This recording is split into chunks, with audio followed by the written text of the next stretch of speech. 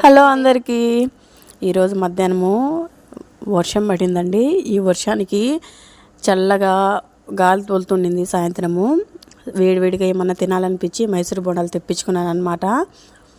ఆ చల్ల గాలికి వేడి వేడి బోండాలు తింటుంటే ఉందండి, అబ్బా ఆహాహా, సూపర్ అంటే సూపర్. అసలు నాలాగా ఎంతమంది చల్లని వాతావరణంలో ఇలాంటి వేడి వేడి వెరైటీ ఐటమ్స్ ఎవరెవరు తిన్నారో ఖచ్చితంగా కామెంట్ చేయండి.